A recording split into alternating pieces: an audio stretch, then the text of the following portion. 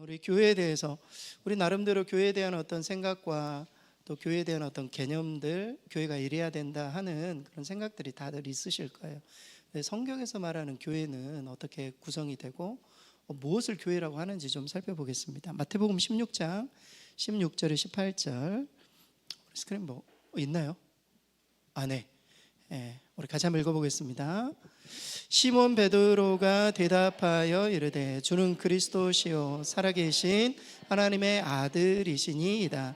예수께서 대답하여 이르시되 바요나 시몬아 네가 복이 있도다. 이를 내게 혈육이 아니요 하늘에 계신 내 아버지시니라.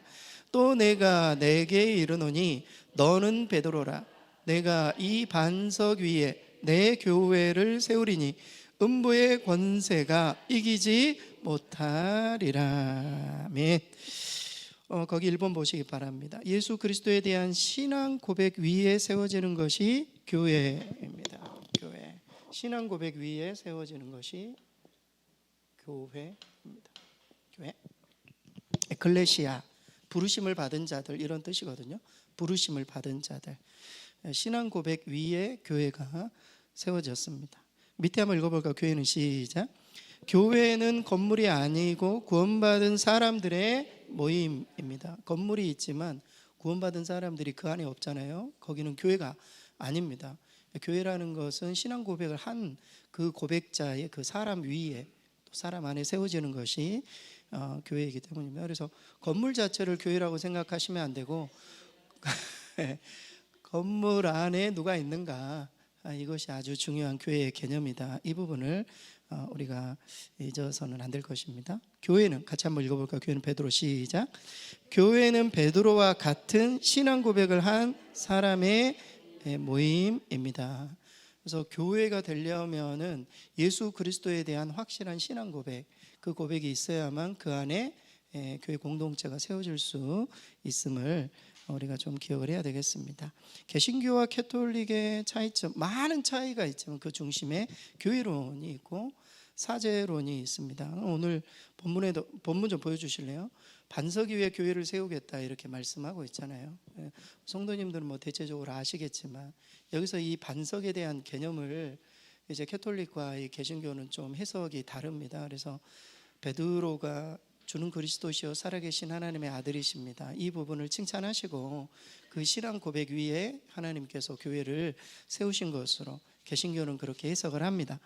캐톨릭은 이 반석 위에 교회를 세우겠다. 이 반석이 베드로이기 때문에 베드로가 죽은 그 로마 교황청, 원래 베드로가 죽은 로마 교황청에 가면은 베드로 무덤이 그 밑에 있습니다. 지하에. 베드로가 죽은 그 반석 위에 교회를 세운, 그러니까 로마의 캐톨릭, 그러니까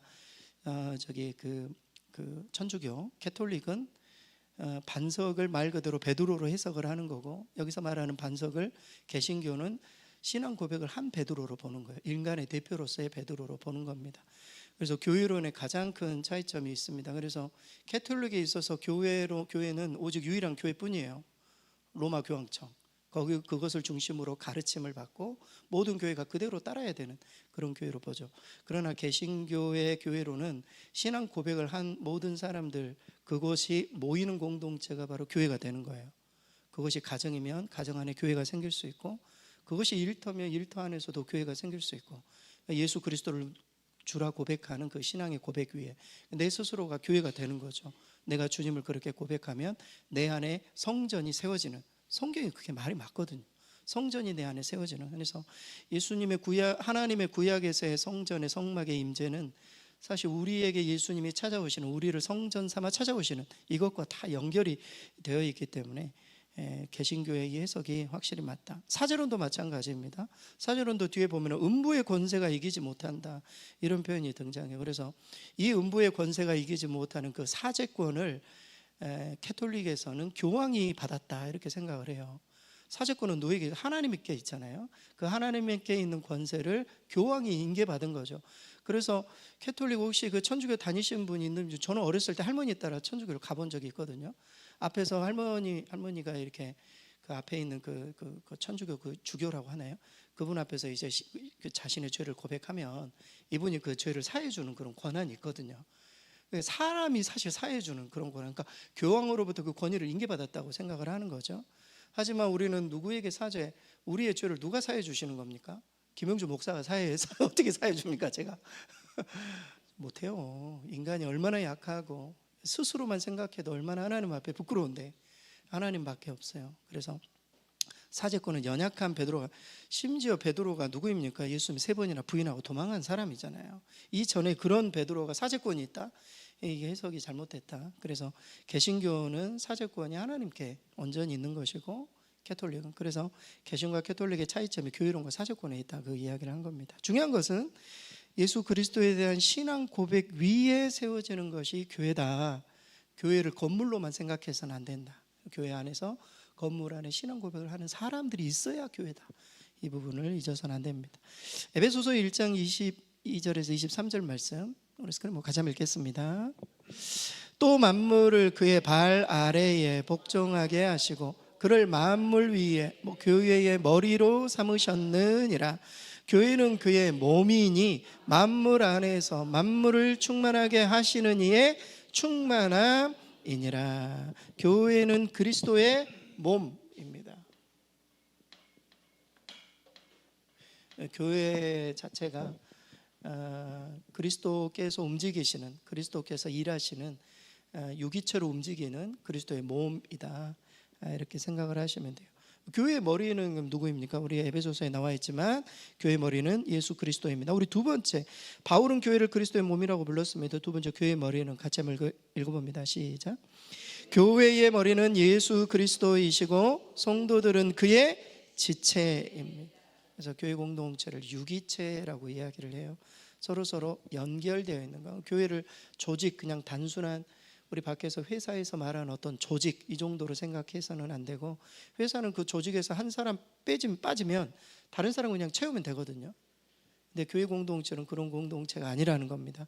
한 사람이 문제가 생기면 같이 아파할 수 있는 공동체가 교회 공동체죠. 한 사람이 축하할 일이 있으면 함께 축하해 주는 그런 공동체가 교회 공동체다. 그래서 몸이다, 이렇게 말해주고 있습니다.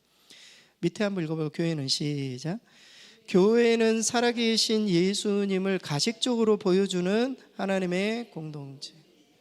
교회가 그리스도의 몸이기 때문에 교회가 어떤 일들을 하고 이 세상 가운데 어떤 모습을 보여주느냐에 따라 사람들이 교회를 통해서 예수님을 가시적으로 볼 수 있다라는 겁니다. 이 지역사회에 우리 교회가 어떤 사역을 하고 어떤 사람들을 섬기고 이런 것에 따라 저 교회가 교회 모습이 이렇게 이미지가 이렇게 딱 떠오르는 것이죠. 교회만 그렇습니까? 우리 스스로가 교회잖아요. 우리 스스로. 그래서 우리 스스로가 교회이기 때문에 우리 스스로를 통해서 다른 사람들이 예수님을 볼 수 있다라는 거예요. 우리가 성전이기 때문에 우리 스스로가. 그래서 참 그런 부분에 대한 엄청난 부담이 있는 거죠, 사실은. 하지만 우리가 말씀 안에서 계속 노력하고 하나님 앞에 말씀 안에서 또 순종하기를 또 기뻐하고 이렇게 꾸준하게 이렇게 하다 보면 분명히 세상 사람들은 그거를 보게 됩니다. 저 사람은 조금 일반 사람들과는 다르다, 저 교회는 좀 다르다, 이런 모습들을 깨닫게 되는 거죠. 제가 금요일에 우리 붕어빵을 이렇게 굽잖아요. 붕어빵을 구우면은 지나가는 사람들이 이렇게, 제가 목사인 줄 처음에 모르고 이렇게 지나가시다가 이제 권사님들이 우리 목사님이시라고 이렇게 소개해주면 이제 그때서 목사님이시냐고 그러면 꼭 한마디씩 하세요. 항상 하는 말은 아니지만 꼭 한마디, 목사님이 구워주니까 더 맛있다. 이야기를 꼭 하세요. 목사님이 구워주시니까 맛있는 것 같다. 목사님이 이렇게 하는 교회 별로 흔치 않다, 막 이런 이야기들 하세요. 그래서 이게 생각보다 이게 참 지역 사람들에게 우리 교회 참 좋은 표현이잖아요. 좀 좋은 이미지를 이렇게 줄 수가 있겠구나. 사람들이 이걸 통해서 교회에 오지는 않는다 하더라도 저 교회는 그래도 열심히 한다, 뭔가 하려고 한다.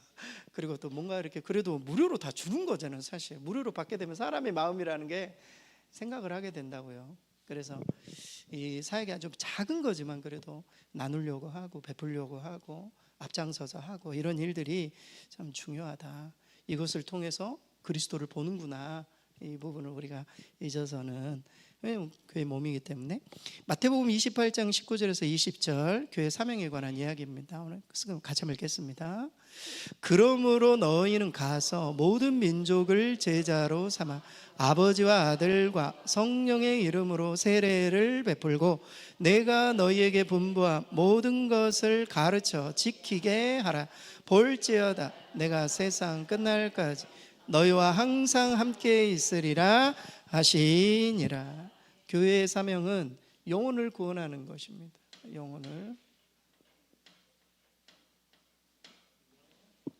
영혼을 구원하는 것입니다. 때로는 생명을 구원하는 것입니다. 이렇게 해도 무방하겠습니다.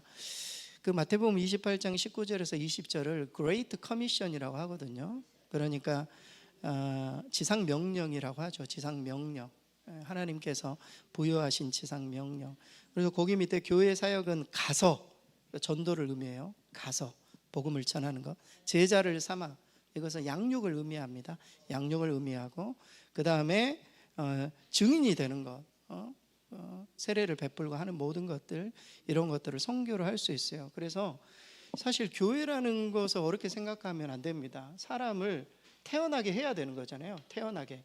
아니 뭐 어떻게든지 사람이 생명이 있어서 태어나야 뭘 할 수가 있잖아요. 우리 가족의 예를 들어서 결혼해서 사람이 태어나야 교회도 마찬가지입니다. 교회가 정체가 되지 않기 위해서는 계속 사람들이 태어나야 되거든요. 새로운 사람들이 한 분씩 이렇게 오셔야, 그래야 교회가 활기가 생겨.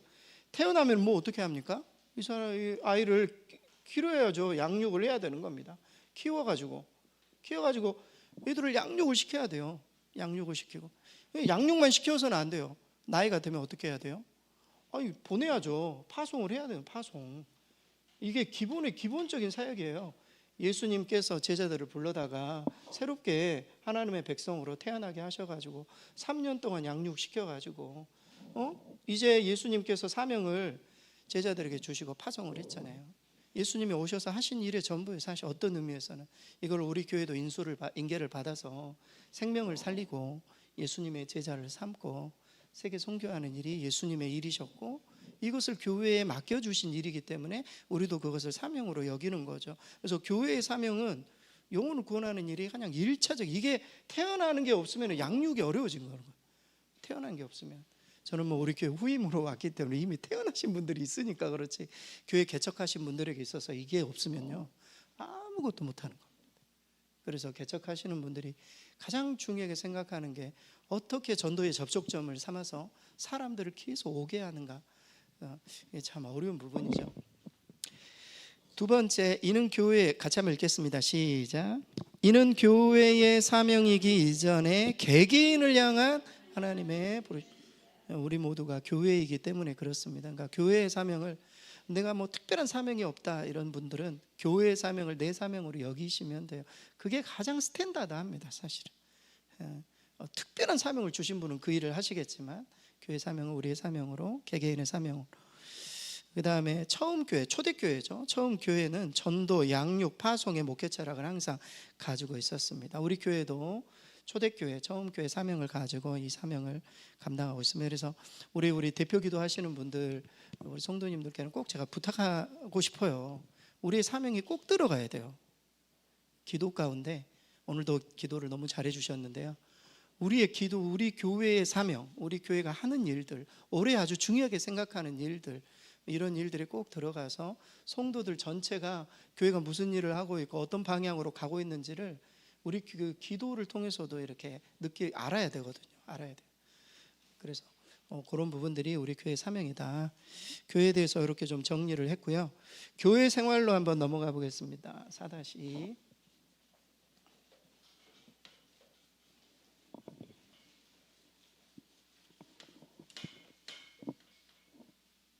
먼저 사도행전 2장 42절에 47절 초대교회 모습이에요. 그래서 뭐 같이 한번, 좀 깁니다. 같이 한번 읽겠습니다.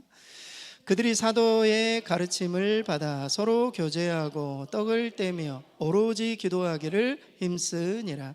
사람마다 두려워하는데 사도들로 말미암아 기사와 표적이 많이 나타나니 믿는 사람이 다 함께 있어 모든 물건을 서로 통용하고 또 재산과 소유를 팔아 각 사람의 필요를 따라 나누어 주며 날마다 마음을 같이하여 성전에 모이기를 힘쓰고 집에서 떡을 떼며 기쁨과 순전한 마음으로 음식을 먹고 하나님을 찬미하며 또 온 백성에게 칭송을 받으니 주께서 구원받는 사람을 날마다 더하게 하시니라.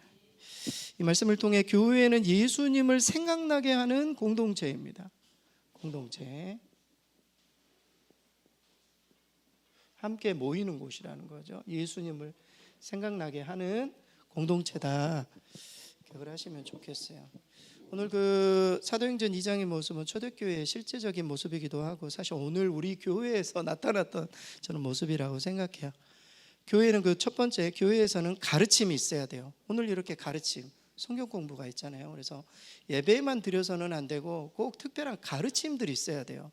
목장 안에서의 모임을 통해서도 가르침들이 있어야 되는 거죠. 그리고 교제, 오늘 식사하면서 서로 같이 식탁의 교제도 나누고 끝나고 차 한잔 마시면서 서로 교제하고 이런 일들이 생각보다 중요합니다. 그러니까 예배만 드린다고 교회가 건강해질 수가 없어요. 제가 예배를 무시하는 거 결코 아닙니다. 예배 많이 드리면 좋죠. 근데 예배만 드린다고 예수님께서 예배만 드리지 않으셨거든요. 성도들이 함께 교제하기를. 그리고 나눔도 필요해요. 이 나눔이라는 것은 봉사의 역할도 있지만 우리의 삶을 이렇게 나누는 그런 나눔의 역할도 필요하고, 아무튼 우리가 가지고 있는 것도 어려운 사람들을 도와주는 그런 나눔도 필요합니다. 그리고 기도, 찬양, 이런 부분들이 있어야 합니다. 이런 것들이 균형 있게 교회 사역이 이루어지면 교회가 존재감이라고 하잖아요. 교회 존재, 교회가 성도들이 교회에 대한 자부심이 생기는, 우리 교회 참 괜찮다, 교회에서 예배 드리고 식사하고 교제하고 말씀을 배우고 하면서 영적으로 성장하면 우리 교회가 정말 나 신앙생활 너무 괜찮다, 교회 가기 싫고 이러기보다는 교회 좀 가고 싶다, 이런 마음이 생기면 교회에 대한 어떤 존재감이 좋아지는 거거든요. 그러면은 저절로 사람들에게 이렇게 고백이 나오는 거거든요. 사람들에게 우리 교회 한번 와보라고. 이거 목회자가 전도라고 해가지고 하는 교회하고, 그렇게 해도 교회가 그래도 막 전도 중요하지만 초대교회는요 존재 자체로 전도를 했어요. 존재 자체로. 교회 안에 너무 오늘 본문에 아까 본문 그 내용들 보면은 서로 가르치고 교제하고 구제하고 이런 것들이 하니까, 마지막 절 한번 보여주실래요? 47절에 보면은 주께서 구원받은 사람을 날마다 더하게 하셨다라는 거예요. 밖에 나가서 전도하고 이런 것도 중요한데 이 교회 공동체가 너무 그 파워가 있다 보니까 그 공동체에 나도 소속되고 싶어하는 그런 마음들이 있어서 당시에는 정말 가난한 사람들이 너무 많았습니다. 예루살렘 그 주변에. 그래서 최초의 이 교회의 존재의 어떤 파워는 어려운 사람들을 구제하고 온 사람들을 그냥 다 맞이해주고 이런 것들이 너무 강하니까 주변에 있는 사람들이 그냥 다 데리고 온 거죠. 다 데리고. 그래서 초대교회가 존재 자체로 정말 복음을 전했다. 하지만 성경은 존재 자체로만 복음을 전하라고만 말하고 있지는 않죠. 복음 전하는 게 우리의 사명이기 때문에 우리가 시간을 들여서 우리가 또 의지적으로 나아가서 복음을 전하는 게 중요함을 말해줍니다. 같이 한번 읽어볼까요? 이런 다양한 사역이 균형을 이룰 때 교회가 건강하게 성장할 수 있습니다. 우리 교회가 건강하게 성장할 수 있도록 우리 모두가 서로 힘써야 돼요. 서로 힘쓰는 게 중요합니다. 구역과 지역, 그 다음에 가지, 청년들, 목장 모임, 가정교회, 우리 목장 모임 이런 안에서도 이 모든 이것들이 다 이루어져야 돼요. 가르침, 교제, 예배, 나눔, 기도, 찬양, 이 모든 것들이 사실 목장 모임 안에서 좀 이루어져야 돼요. 저희가 전반기는 조금 어려울 것 같고 후반기 때는 목장 모임을 좀 강화하려고 해요. 그래서 우리 목자들 먼저 같이 저하고 목장 모임을 좀 하고, 그러고 난 다음에 한 달에 한 번, 처음에는 한 달에 한 번 정도는 목장 모임을 서로 이렇게 목자들이 좀 나누어져서 주일 식사 끝나고 난 다음에 좀 간단하게라도, 그래서 제가 설교한 내용들을 기초로 소그룹 나눌 수 있는 그런 어떤 교재를 이렇게 만들어서 딱 끼워드리면 그거 가지고 서로 그냥 나누시기만 해도 돼요. 나누시기만 해도 좀 서로 치유가 되고 서로 격려가 되고 서로 좀 기도해 줄 수 있는 그런 목장 모임을 그렇게 좀 해보려고 합니다. 고린도후서 9장 6절에서 7절 우리 스크림 같이 한번 읽겠습니다. 이것이고 적게 심는 자는 적게 거두고 많이 심는 자는 많이 거둔다 하는 말이로다. 각각 그 마음에 정한 대로 할 것이요 인색함으로나 억지로 하지 말지니 하나님은 즐겨내는 자를 사랑하시느니라. 하나님이 능히 모든 은혜를 너희에게 넘치게 하시나니 이는 너희로 모든 일에 항상 모든 것이 넉넉하여 모든 착한 일을 넘치게 하게 하려 하심이라. 아멘. 오늘 이 고린도후서 말씀은 헌금에 관한 이야기예요. 그래서 모든 것이 주께 왔음을 고백하는 것이 헌금입니다. 헌금, 봉헌, 헌금. 교회는 사실 성도들의 헌금에 의해서 교회가 운영이 되죠. 그 구약에도 마찬가지입니다. 구약에도 성막을 짓고 성전을 지을 때 성도들에게 뭐 의무적으로 하는 게 아니라 자원하는 마음으로 하나님 앞에 드리기를, 심지어 예수님 하나님께서는 굉장히 구체적으로 말씀하세요. 이거는 누구, 이거는 누구, 이거 뭐 해가지고 사람들이, 당시에는 정말 은혜 받은 사람들이 넘치도록 하나님 앞에 드렸음을 말해주고 있습니다. 거기 헌금의 원칙 한참 읽어볼까요? 시작.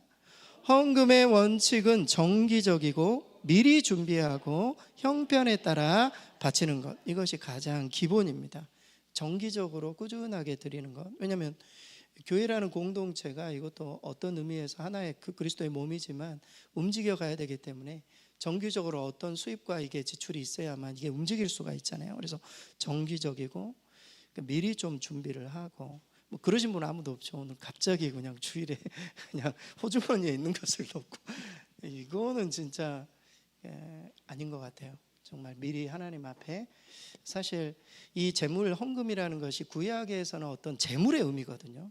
하나님 앞에 나올 때 이렇게 어린 양을 드리는 것과 같은 그런 어떤 제물의 의미이기 때문에 미리 그거를 준비해서 드리는 게 좋고, 형편에 따라, 형편이 되지도 않는데 너무 많은, 그래서 막 생활이 어려워지고 막 이런 정도는 아니다.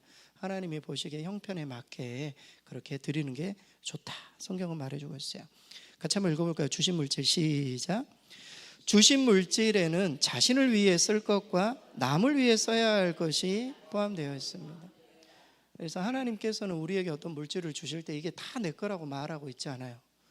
우리가 예를 들어서 어느 정도의 수입이 있으면 이 수입이 다 내 거다, 성경은 그렇게 말하고 있지 않고 다 하나님의 것인데 사실은 일부를 내가 청지기적 사명을 가지고 이것을 쓰고 있다, 이런 믿음의 고백이 정말 필요합니다. 성도들마다.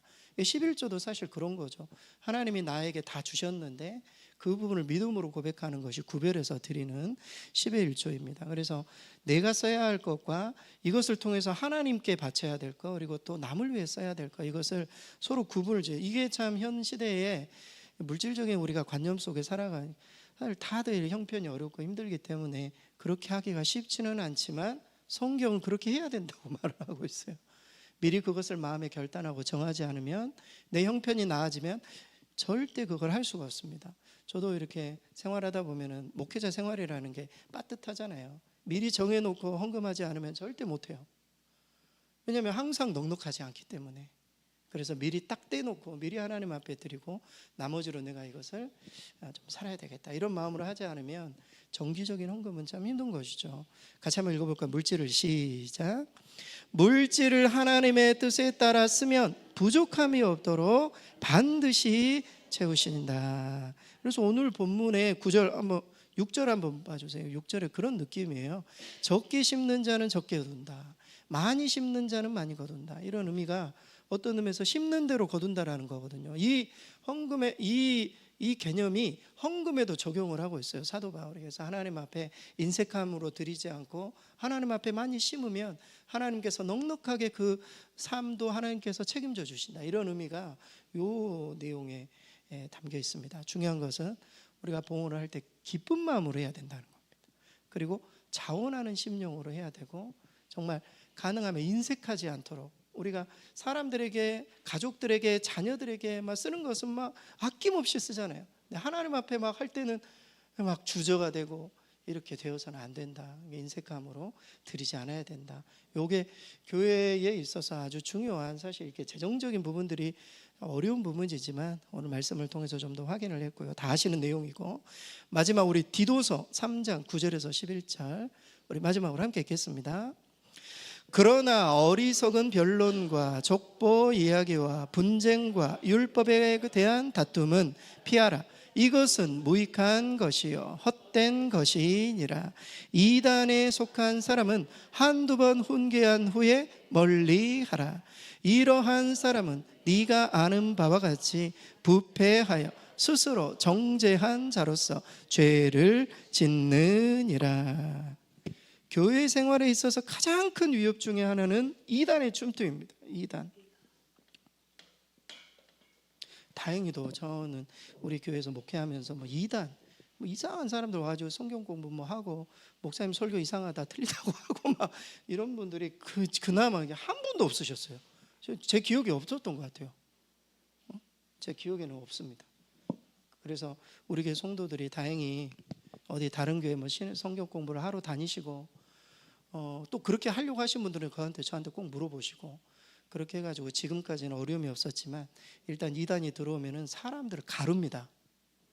그 이단을 따르는 사람들과, 그렇죠, 이상하게 사람들이 어떤 사람이 뭔가를 주장하고 또 이렇게 어떤 성경의 어떤 가르침들을 주면요, 그것에 동조하는 사람들이 생겨요. 교회 안에서 제가 그렇게 설교를 하고 그렇게 했음에도 불구하고 그런 어떤 성향의 사람들이 있는 것이죠. 그래서 교회를 이렇게 나누고 편가르기를 하고 이러면 진짜 어려워지는 거예요. 그때부터는 설교가 안 들어와요. 목회자가 아무리 앞에서 오늘 부활에 관한 설교했지만 계속 판단하는 거예요. 목사님이 왜 저 이야기를 하시지? 저건 자기가 생각하는 게 맞지 않아.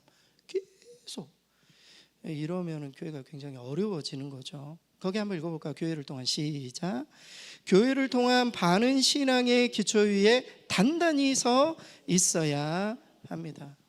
요즘 시대는 더 분별력을 갖추어야만 합니다. 유튜브 시대에 잘못된 어떤 영상이나 이런 것들에 대한 굉장히 분별력이 없으면 나도 모르는 사이에 그 영상만 계속 그냥 알고리즘으로 보다가 결국에는 그곳에 깊이 빠지게 되면 그때부터는 목사님 설교가 틀렸다라고 이야기를 해요. 그때부터는 진짜 어려워요. 그때 되면 제가 신앙을 아무리 권면하고 이렇게 해도 안 되면, 그러면 그분 가르침에 있는 교회로 가십시오. 우리 교회 있지 마시고 그쪽으로 가셔서 신앙생활을 하시라고 제가 그렇게 권면할 수밖에 없어요. 결국에는.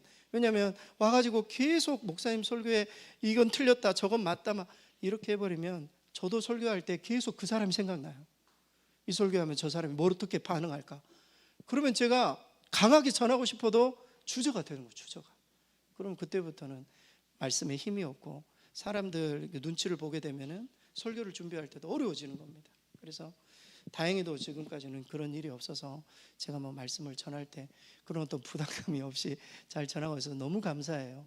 근데 이게 딱 들어오면 그때부터는 어느 정도 좀 이렇게 잘하기 전에 빨리 뭔가 손을 쓰지 않으면 좀 굉장히 힘들어요. 왜냐하면 이 초대교회에 사도 바울이 얼마나 복음을 잘 전했습니까? 그럼에도 사도 바울이 가장 어려웠던 게 잘못된 교사들, 이단. 이게 서신서의 거의 3분의 1을 차지하거든요. 이상한 사람들 들어와가지고 유대주의적인 어떤 복음을 가르치고 해가지고 사도 바울이 계속 로마서가 왜 그렇게 나왔나요? 그 믿음으로 구원을 받는다. 이게 나온 이유가 있어요. 갈라디아서, 로마서, 그런 어떤 잘못된 가르침 때문에 그랬던 겁니다. 그래서 이 이론을 가지고 이단 만나면 다투지 말고 한두 번 내가 복음이 이렇다 저렇다 딱 한두 번 딱 말하고 난 다음에 그래도 계속 이야기하면 여기까지만 그 사람과 멀리 해야 돼요. 멀리 하는 게 좋습니다. 본질이 아닌 걸 가지고 갈등, 이단의 포교 방법을 우리가 좀 이해할 필요가 있어요. 제가 어젠가요? 금요일인가 있는데 갑자기 목사님 두 분이 내려오셨어요. 딱 이렇게 양복 입고 오셔가지고 목사님 계시냐고 이렇게 들어오죠. 그래서 제가 이렇게 딱 나가니까 목사님 이번 부활주일 예배 때 목사님 교회도 나오셔서 같이 예배 드리자는 거예요. 그래가지고 우리는 다른 계획이 있어서 그거는 좀 아직 우리 성도들하고 이야기한 바가 없고 그래서 우리는 그렇게 하겠다고 그랬더니 그래도 목사님 딱 좋다. 2초석이에요. 2초석. 그 어디죠? 여기 기쁜 소식교회인가? 그 목사님 두 분이 딱 양복 입고 와가지고 마치 일반 교회 부활절 연합 예배를 드리는 것처럼 와가지고 그래가지고 뭐냐고 명함 하나 주고 이렇게 낱낱이 달라고 그랬더니 딱 하나님 그 이초석 그 뭐죠 그 깊은 수. 그래서 내가 나 진짜 아니 목사님이라고 하니까 제가 목사님처럼 대우해주고 서로 대화도 하고 막 그랬는데 마지막으로 딱 준 게 그거라는 거예요. 근데 저만 그럽니까? 여러분들 만약에 목사님 오셔서 복음 전하고 막 이래가지고 그냥 부활절 예배 때 이번 주에 우리 교회 못 나가요 거기라도 갈까 해가지고 갔다가 그러게 된다니까요. 그게 또 어떤 분들은 거기 가면 막 이만한 선물 준다고 하면 또 어르신은 또 가서 선물 받아오세요. 그래가지고 또 다음 주에 또 준다고 하면 또 가고 해서 한 발 딱 내놓으면 그 끝까지 그래가지고 그래서 이단에 다 빠지는 거거든요. 이단 이거는 정말 철저하게 교회 안에서 만약에 문제 생기면요, 그냥 빨리 내가 재직해 모이게 해가지고 이 사람을 빨리 뭐 이렇게 출교를 시키든지 이렇게 해서 교회가 이렇게 세워져야지. 안 그러면은 이건 정말 교회가 이렇게 두 쪽 나누어지는 겁니다. 어려워지는 거죠. 네, 오늘 여기까지 하겠습니다.